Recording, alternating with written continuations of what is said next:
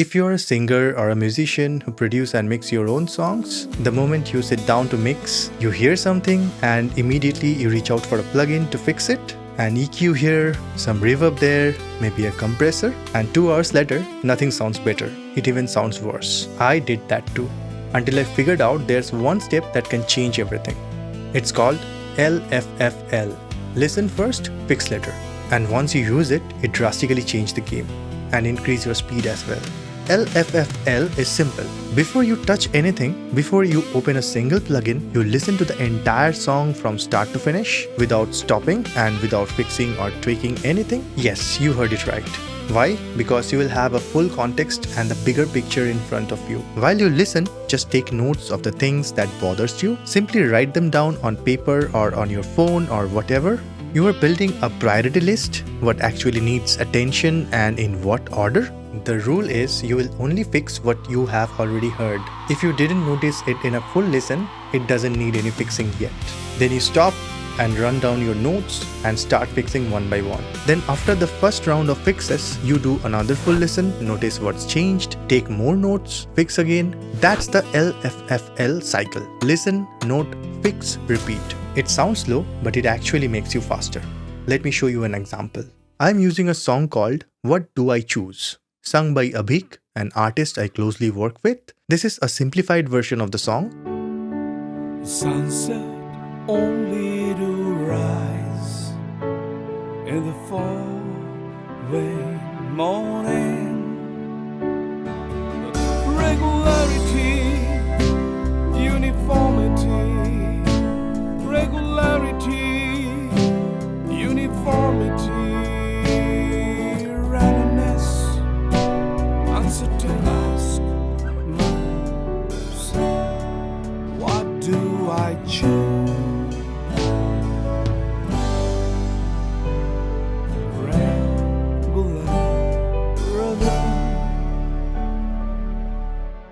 I have taken some quick notes and they are here. Number 1, piano feels a bit loud and upfront. Number 2, vocals are buried and needs clarity. Number 3, kick is not loud enough or needs some punch. Number 4, bass needs some character. Number 5, acoustic guitars are not clear. Number 6, the vocals feel a bit off in some places, timing and pitch issues. Now I'll fix them one by one. First, piano feels a bit loud and upfront. Let's give it a quick check.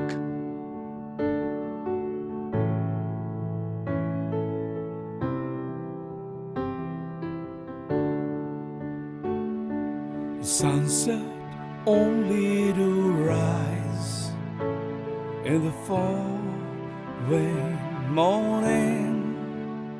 I just reduced the volume of the piano track a bit and it already sounds better. And by doing that, the vocal already sounds a bit clear and upfront. So the next point number 2 is almost sorted. Vocals are buried and needs clarity. Let's see if I can add a bit of clarity to the vocals. I am using the SSL channel strip plugin from Universal Audio. Let's start with the high pass filter and remove everything below around 100 to 120 Hz. In vocals, you typically don't need anything in this range. Most of what sits below this is just low-end rumble and unwanted noise. Filtering it out helps the vocals feel cleaner and more focused. On the SSL channel strip, the filters are quite smooth, so you can push it a bit further if needed, but always listen carefully and make sure the vocals don't start sounding thin. Now I'll take away some muddiness from the vocals, which typically sits in the low-mid range around 200 to 400 Hz. This area can make the vocal sound a bit boxy or slightly congested, and reducing it can also create space for other instruments in the mix. You can gently boost this range and sweep to find where the vocal starts sounding closed or muddy, then dial it back accordingly.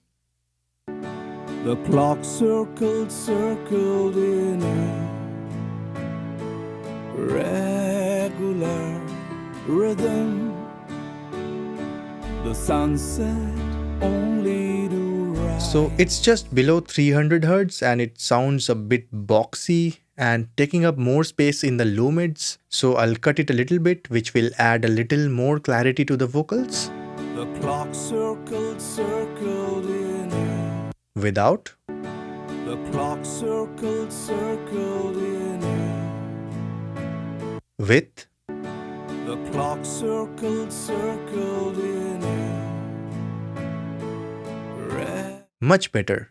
Now a small boost around 3 to 5 kilohertz. This will add a bit of presence. The clock circled in a regular rhythm. The sunset only to rise in a four-winged morning. Try to take your decisions within 5 to 8 seconds. Don't get stuck in a loop. If it feels good, move forward. Always trust your ears. It's already sounding good. Let me add a touch of air on the high shelf around 10 kilohertz. The clock circled in a. Just a bit. The clock circled in a. Wow, this band really opens up the top end, adds that air, a bit of silk, a bit of sizzle to the vocals. It's brilliant. Let me play with all the EQ moves and with the plugin bypassed. The clock circled in a regular rhythm. The clock circled in a regular. Much better. One thing, always check the level to match the gain before and after the EQ. Next, kick is not loud enough and needs some punch. Let's check. Regular rhythm, regularity, uniformity, regularity, uniformity. Yes, I can simply add a bit of gain to the kick because I already have my volume fader at unity. I'll select the audio event for the kick and increase the clip gain from here. Uniformity, regularity, uniformity, randomness. Yes, a simple move already sounds better. Now I'll add a little bit of punch. I already have a SSL 4000E channel strip on my drums group from the production stage, so let's use that. I'll try adding around 1 to 2 dB at around 50 Hz range in the low frequency band.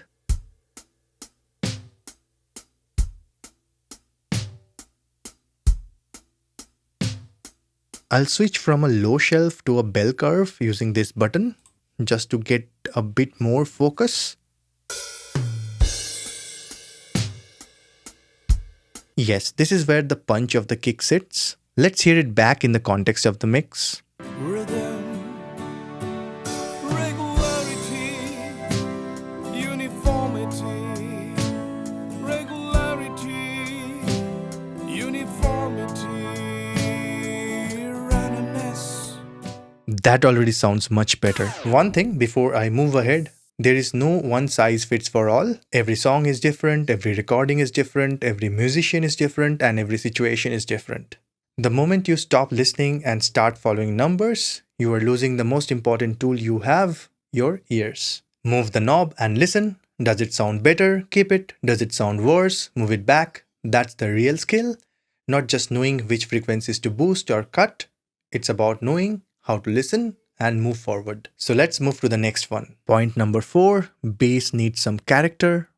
Regularity, uniformity, regularity, uniformity. It clearly needs a bit more definition. Bass doesn't mean just low frequencies. We feel the lows, but the character and the attitude actually live in the mids. So I'll add a bit of saturation. Let's use Saturn II from FabFilter. I'm not going to touch the low end. I'll only saturate everything above 200 Hz. Let the low end stay clean. I'll use an amp style distortion. This adds character and the bass starts to feel more present in the mix without actually boosting the low end or the bass or the sub frequencies.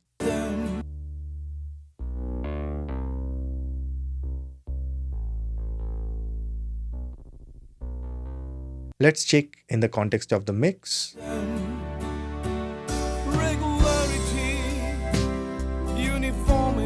And adjust it slightly so it doesn't become too much. especially since this is more of a light acoustic arrangement. Let's listen with and without the saturation. Regularity, uniformity, regularity, uniformity, randomness. Now the bass feels more present without eating up headroom in the low end. This is where monitoring matters. A treated room or a solid pair of headphones help you hear what's actually happening in the low end. And when you hear better, your decisions improve. But remember this, your gear doesn't make decisions for you, your intention does. If you want to go deeper into mixing bass, you will find a detailed video linked here or in the description below. Now point number 5, acoustic guitars are not clear. I play it first and find what's wrong. Just like a doctor, you diagnose first and then prescribe the medicine. Regularity, uniformity. These guitars are live recorded and double tracked, but both sitting in the center. Let's span them around 70% left and right. I can reduce the gain a bit with just the clip gain.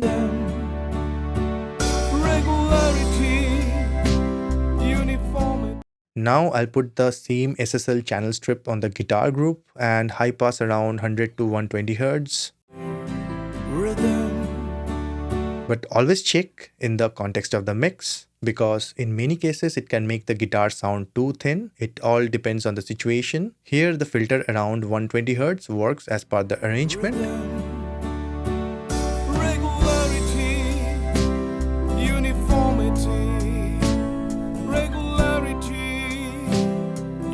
Now I'll add a bit of air and brightness to the guitars around 10K, just around 1.5 dB.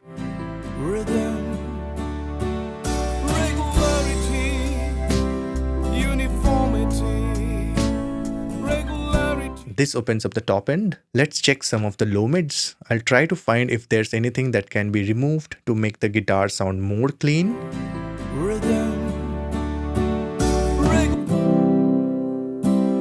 Around 250 Hz, it sounds a little bit muddy.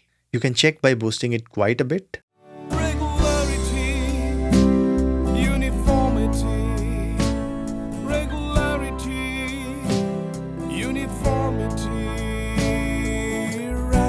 Yes, the guitar sounds much clearer now. Let's move to the next one. The vocal feels a bit off in some places, timing and pitch issues. Before I move to that, just a quick note. If you are a singer or a musician who has ideas but always depends on someone else for mixing or production, I want you to try at least doing it yourself. It doesn't have to be perfect, but the moment you start building your own workflows, it becomes a huge advantage. You move faster, you stay consistent, and your ideas don't get stuck. You can share your music more consistently. I have been guiding a few people through this process and the shift is real. If you want a simple starting point, I have put together a small roadmap that you can check. The link is in the description. And if you want to go deeper and work with me directly, the details are there as well. Now let's get back to the vocals. I found something a bit off in the pitch in this section. Clock, circle, circle in a... Circle, circle in a... This one. I'm not going to make everything perfectly in tune. I'll just correct it slightly using the built-in pitch correction tool in Cubase, which is called VariAudio. It's actually very powerful. I'll double click the audio event and go to edit VariAudio. It will analyze the pitch for me.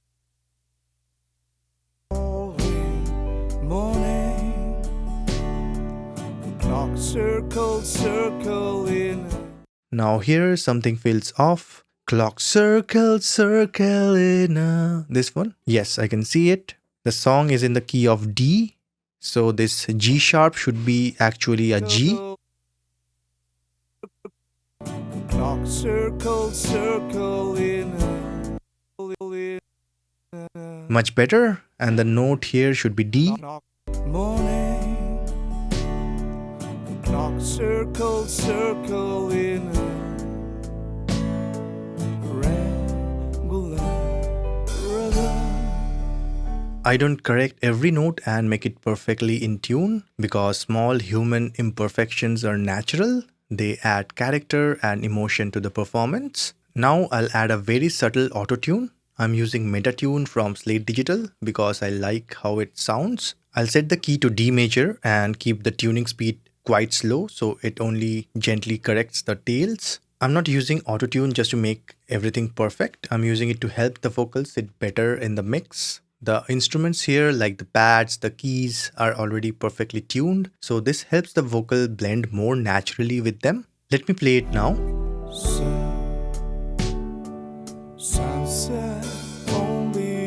It feels a bit too much. I'll reduce it further to preserve the natural feel of the performance. Let's check what happens if I push it too far and make the tuning speed very fast.